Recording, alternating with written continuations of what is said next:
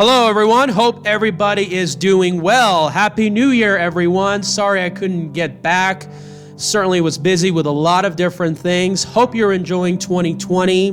What a rock and roll new year. As you can see here, the stock market is getting higher and higher than ever. You can see on the 1 month chart. You can see on the 3 month chart. It is looking pretty nice. I can tell you that. So I want to start this article and letting you know that is housing trends really starting to change in America. Now, a lot of people thought that in the last economic downturn, the financial crisis, we were going to see an end of McMansions. We were going to see basically more and more people move into apartments. And yes, that trend has changed quite a bit, but it hasn't changed entirely. Because then again, the Federal Reserve lowered interest rates, the banking crisis, the regulators, all that has not been solved. And believe it or not, we continue to build more of these housing, many of them which I believe are junk, more of these McMansions, tract homes, cookie cutter housing subdivisions, and basically a lot of these neighborhoods that are car dependent. And by the way, I'm going to take more action about this. I'm going to put more signage all over the Las Vegas Valley. And if you, again, are interested, I'm going to be planning a protest on the 18th of this month in North Las Vegas. Century Communities is having a grand opening event this Saturday at 10 a.m. So if you want to come and see me, please message me if you can, so we can really get this idea across to a lot of potential buyers. Because again, we have to cramp the demand to make really a difference. And again, I am not against single family homes. I am not against cars, but I believe this layout that we have been doing for decades have been very problematic. And sad to say, here, especially in Clark County, these folks, they don't want to learn. So one article that I really want to come out, and by the way, I want to make sure that a lot of you viewers out there, I am not in support of smart growth in a lot of forums. I am not in support of regional agencies. A lot of these organizations I got accused of green tyranny, sustainable development, and whatever. Looking at this article, America's love affair with a single-family home is slowly cooling. Now, it all depends what you mean by single-family homes. I don't think single-family homes are going to be obsolete. I think a lot of people want to live in single-family homes. Even I myself, I'm single out here in Las Vegas. I don't have a roommate, but I would like to have a detached home, at least a tiny cottage detached home. But then again, it also depends on the quality. And I do think that it seems like more and more people are getting fed up with this cookie cutter tract housing system that we've had for decades. Now, as you can see here, they have an image of Levittown. And you can see here's the template of post-war suburban sprawl. This started and accelerated this suburban cookie cutter car dependent system that we have today. And as you can see, the homes are much smaller than the newer ones that we have. The streets are more interconnected. You don't see really any cul-de-sacs. But then again, you see also the garages that are not necessarily eating up the front part. So they had some of the qualities, but I don't believe the attractiveness was as nice as the homes that we had in the 1920s. But then again, for decades, land use regulation in the U.S. to emphasize single-family homes on large lots. Now, I sort of disagree. Now, that may have been the case back then, but a lot of the homes here in Las Vegas are tiny lots. And some of them, like I've shown you in some of my videos, many of them are 3 stories, which means that the square footage exceeds the lot size itself. This approach, going to the article, has priced out many people out of the American dream, home ownership. It has promoted suburban sprawl, low-density, car-dependent development, which has dominated growth. Now again, in much of Southern California, and even here in Las Vegas, by the way, Las Vegas is the 5th densest urban area in the United States. A lot of people don't know that. It is the 5th densest urban area in America. And it's more dense than Chicago, despite the fact that it is among the tallest buildings in the world. I actually was there back in 2018. Very beautiful city. Really sad to see a lot of the corruption. But anyway, it's almost as dense as the New York urban area. And why is that? Because the single-family detached homes in Las Vegas is pretty close together. And not to mention, the most densest urban areas is Los Angeles and San Francisco.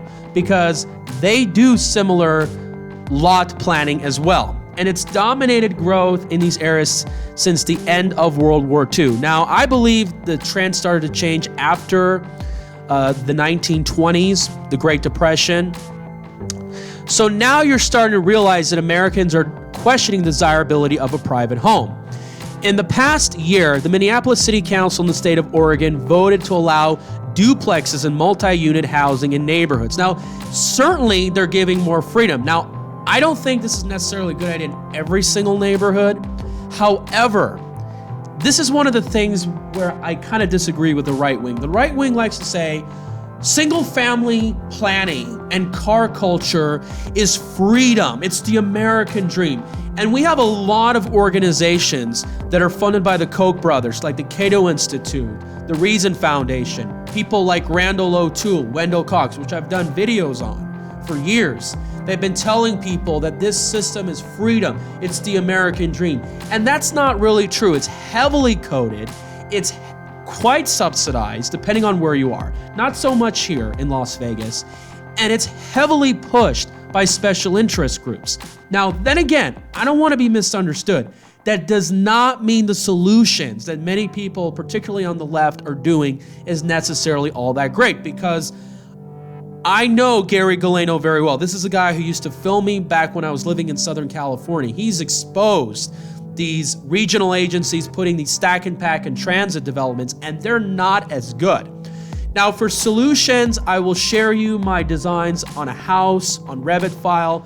I will share you my urban planning views. It's certainly different from those two other sides. I will get to that in future videos, but let me go on with the article. Democratic lawmakers in Virginia who recently control their legislature. And once again, I'm not really excited about their Second Amendment views. They're seeking to enact similar legislation. Several Democrat presidential candidates, including changing zoning laws and their policies. Headlines have predicted a housing revolution. Based on our research, we believe attitudes about suburban life may be evolving, and moving away to single-family zoning will be slow and difficult. Now, first of all, just because you have single-family homes does not mean that it's a car-dependent society. The main problem is the layout. Now, in much of the country, especially Los Angeles, you can have areas where apartment housing dominate, but it's still heavily car-dependent. And a lot of that has to do with where the uses are laid out, where the streets are laid out, the width of the street, the design of the building. So you can have areas that are 100% single-family homes, and they can be very much pedestrian and transit-oriented. If you go to places like Savannah, Georgia, Charleston, South Carolina, Annapolis, Maryland, Alexandria, Virginia, these are areas where single-family homes are still heavily popular. Even many of the neighborhoods in New York and in Chicago, they have lots of single-family homes, but it's not as car-dependent. So this article can be kind of misleading. Elected officials are rethinking single-family homes in their zoning because they believe that single-family homes cost too much, waste people, and isolate in their communities. Like I said, it all depends on, obviously, the land use regulations. It's easier to increase supply, and isolation. It all depends on the layout. Now, in areas where you have single-family homes, it's often easier to really get along with their neighbors, because usually in apartment communities, you don't really see that, especially in areas like Manhattan. You know, there's just too many people, there's too many crowding and congestion. But however, a lot of single-family tract home developments I've seen here in Las Vegas, neighbors aren't really getting together. So this article does have a point, okay? Many researchers, now this is the part that really gets me, have shown that single-family zoning promotes discrimination and exclusion. Oh my gosh, this is really BS. I don't believe this, because look, this is the thing. They always say, okay, well, certain minorities are being pushed aside. Well, how is that true? I'm Iranian American. Many of Iranian Americans who come to America, they can afford single-family homes in the nicest areas of California, South Orange County, Woodland Hills, Sherman Oaks, Beverly Hills. There's a large Iranian American community lives there. How does that work? A lot of Asians can afford single family homes. So again, this article is just so identity driven, and it's just so much pandering. Now, if you're really doing that because of that, please stop. And by the way, when I was in Atlanta, I saw a lot of affluent African Americans. So maybe we can learn from Atlanta. Certainly in Atlanta, housing doesn't cost a lot, and there's still a lot of job opportunities. And by the way, single family homes can be relatively wasteful. The cost, the maintenance, a lot of different things, taking care of it, dealing with homeowners associations, dealing with the cul-de-sacs, dealing with a lot of these areas are gated, which I've talked about earlier, which are useless and ineffective, especially the ones that don't have a guard. I mean, you look at the new housing developments here in Las Vegas, including the one that I'm about to protest pretty soon. It's gated. It doesn't have a guard. It's useless. Invaders can come in and they can follow the next car, or they can hop over the fence, or they can know the code. It's a complete joke. And by the way, the guard-gated areas are a joke too, because you have now areas that have like hundreds of people living in one area, like Rhodes Ranch, and you have a huge line on Durango Road, which is a 6-lane road, trying to get in during rush hour. It's such a joke. And when you look at the taking care of, and when you look at the cost of living has gone up, and by the way, you have to look at the financial situation that's also happening. You have to look at the fact that obviously people are in debt, and housing debt, and student loan debt. Mortgage debts are so high. Auto loan debts are so high. Rents are incredibly high. There's a lot of different factors. Now, then again, there's also the planning aspects, the social aspects, people not necessarily a fan of the housing. It's far, it's very car dependent, there's little action. Believe me, now I live right by Summerlin South, and last New Year's, I was with some of the people, my friend introduced me with somebody, and we were hanging out in an apartment along 9th Street, a few blocks down from Fremont in Las Vegas. And they just redid the apartment, and it was like one of those hotel motel looking apartments. Wow, it looked pretty decent. I liked it. You could literally walk to the Atomic Bar, which we celebrated New Year's, and how close and convenient it was. And I just thought, my goodness, maybe I should consider moving there. And the rent is about the same as you get right here, believe it or not. So people are really starting to rethink. And by the way, another thing I also wanted to point out, that obviously people are not having enough children. And in addition to cost, you have to look at, we're living in a climate where people don't want to have relationships, and people just obviously not having enough money. Look at the quality of men and women. They've gone downhill in the last 50 years. You've got these men that have turned into gangsters and players or emasculated soy boys. You look at the women, look how they've changed. The quality has come down. And don't get me started. And that's just how it is. And yeah, sure, people are having good relationships. People are having great times with one another. But relationships are not what they used to be. I mean, heck yeah, just recently I've had a young woman sleep in my place for a while, for a night or so. I got somebody's number at a restaurant. Some server gave it to me. But then again, still, will those lead to desirable relationships? And that largely affects our birth rate. So as we go down, you can see here, our research focused on the environmental impacts. Dozens of studies have shown that sprawl is energy intensive, mainly for transportation, consumes too much land, degrades air and water quality, and much of it good points, but not entirely true, reduces species diversity and contributes to climate change. Now, I think a lot of the problem with sprawl is the retail. It's especially the commercial areas and the public areas that has a lot of parking lots and ugly box buildings.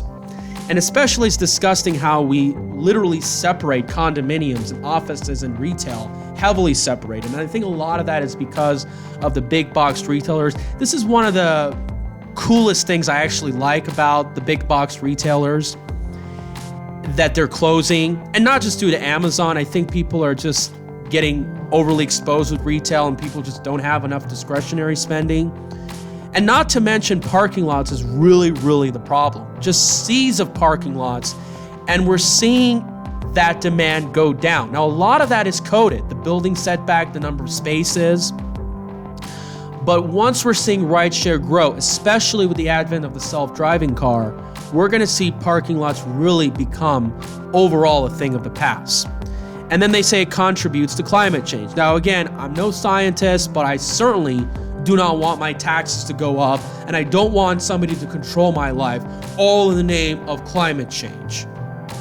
And by the way, humans are causing warming. I know in the urban level, certainly Las Vegas is the fastest warming city in the US. If you go to Summerlin, it doesn't get as hot as the Strip, but then again, that's a totally different topic. We'll talk about that later. We've examined Oregon's land use policy affects residential density and Oregon's housing affordability crisis. Oregons are known for progressive, environmentally conscious, and you can argue that Portland has done a lot of great things and a lot of things have not. They hate density because it values privacy and space, but they also hate urban sprawl because it consumes a lot of agricultural land. And you can argue that the urban growth boundary has encouraged a lot of emphasis on farmers markets. And by the way, I have to point out that a lot of people argue it's the urban growth boundary that causes prices to jack up, but keep in mind though that the outer areas aren't as expensive as the inner areas of Portland. Although I'm not in favor of urban growth boundaries. I think that you can do better growth planning, but you don't have to have a boundary. In short, Oregon would be ideal starting point for policies curbing single-family zoning. One of its 19-state land use planning approaches was adopted in the 1970s. But then again, single-family homes still dominate the Oregon landscape today. Okay, you can see the urban growth boundary, and you can see your population density has gone up. And then again, there's a lot of pros and cons. So there you see right here that Oregon isn't necessarily, obviously, a affordable place to live. Now, a lot of people on the right wing believe that, then again, people, particularly in the left, want density because they want more Democrat voters. And they know it will change their lifestyle. And they know that increasing density, they want more immigration. Now, speaking of immigration, one of the reasons why I'm not in support of the immigration policies that we have now, despite the fact that we have made some changes and net immigration has fallen, is because they say right here between 2000 and 2015, the US underperformed 7.3 million units of housing. So while it's true a lot of people want to move to the inner cities, but the inner cities are not having enough housing. The outer areas and suburban areas are not as well. Now, again, they're talking about they want to bring refugees and more immigrants and all these caravans, but yet we have a housing problem. How does that work? You cannot run your country like a DMV office. So right now, given our housing situation, our wage situation, we don't need a lot more people. Now, the good news is population growth, whether it's by births and immigrants, in the US has been the lowest in about a century. And I believe, by the way, it will continue further on. And I'm talked about in my last video that there are signs the economy is about to slow down. So we will see in the next economic downturn, which I think they're pushing it later on for political reasons in election year. So if Trump gets reelected in second term, we will likely see that happen. And I'll talk about that in a later video. But then again, we're seeing population growth and we're not building enough housing. And these cities are building all these housing, but it's not enough. That's the problem. So we did see kind of a surge into the cities, but now a lot of these cities are becoming really unaffordable and taxes are going up. The homelessness is getting out of hand. And now a lot of people are moving out of, I don't know about necessarily the inner cities, but a lot of these large inner city metropolitan areas. And you can see here the shortage has spanned 22 states in the District of Columbia. Now, public officials are recognizing that allowing only, remember this, they're not against single-family homes. They're saying allowing only single-family homes also creates equity problems. And it's excluded African-American families who could not afford to buy single-family homes. And yeah, that may be the case now, but then again, we have equal housing laws. And by the way, I've even heard reverse discrimination has actually taken place. And I'm going to do a video about this later on. I have seen a lot of Asian people buy a lot of the new homes here in Las Vegas. And a lot of them can be foreigners, and they could be buying these new homes and they could be renting them out. Today, the demand for smaller connected homes, including duplexes, are within walking distance is increasing. Now, that isn't always the case, but it often is. People like living this way, but as architect and urban designer has shown regulatory barriers from builders from building more of this housing. He causes the missing middle. And, it is a good point. Again, nuclear families are really in the minority, especially here in Las Vegas. And many of the diverse housing types are common in the older neighborhoods and are illegal under most current zoning codes. A lot of people need to know this, okay? So you can see Minneapolis and Oregon is doing that. Certainly the problem with Minneapolis is it attracts a lot of those refugees that a lot of people are not happy with. And by the way, this is one of the reasons why I see Minnesota turning red this year. Because of that, considering Ilhan Omar. But anyway, totally different topic. Housing markets are complex and are much more complex than zoning. A lot of it has to do with codes. And you can see you have to create a broader range, but a lot of people are going to think, oh my gosh, they're putting us in stack and pack housing. No, they're freeing up the codes. Now, some in California, yes, they're becoming more restrictive, but that isn't the case obviously in Minnesota and Oregon as it seems. Now, I want to look at the housing market articles. You can see right here, some are looking bullish, some are looking bearish. I do see this turning around.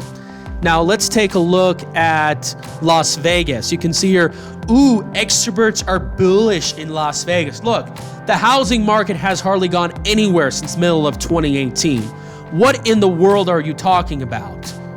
And the housing market is struggling despite the fact that mortgage rates have fallen. All right? This is really an encore of 2005 and 2006. And by the way, housing market needs to come down. This is why I believe an economic downturn can be really beneficial to America. Economically, financially, socially, culturally, immigration-wise, trade-wise, a lot of different aspects. Now let's go to this article. As you can see here, the National Association of Home Builders. Now, I don't trust these people. I certainly don't think they're my friend, because considering the fact that what they've been building has been really, really harmful and depressing compared to what we used to build like 90 or more years ago. But you can see here, not only the love and demand of single family homes is falling, but the median home size is falling. Now look at this. A lot of people thought it was going to be the end of McMansions in the downturn, but because of vast income inequality, the median home size continued to increase. And by the way, keep in mind, the median home size was about 1,000 square foot shortly after World War II. So let me tell you something. The median home size has increased from the 1970s, despite the fact that median wages adjusted for inflation, especially for men, have actually fallen. And despite the fact that family sizes have actually fallen. So what is going on? It's greed, it's easy credit. It's brainwashing the people to think that these larger, ugly McMansion homes is somehow better. It's also because women are going to the workforce. Now, politicians like to say, yeah, well, the household income is going up, but that's because you're having more incomes. People are working second jobs. This is one of the things you have to understand. More women are in the workforce and they're living in larger homes. And they want to live in larger homes because they want to feel better, but larger homes are usually neighborhoods that they're generally more attractive. Because if you go to Summerlin and Henderson here in Las Vegas, they're generally going to give you a larger home. So you need more income to live in. And if you want to live in a smaller home, well, you're likely going to live in a shady part of town. So this is what's driving the consumption. And a lot of people are buying things that they really just don't need. So part of the reason isn't just the easy credit. It's just that consumers are very naive. But as you can see right here, median home sizes are starting to fall down, ladies and gentlemen. This is really interesting. Now, you can see here it peaked at 2551 square foot.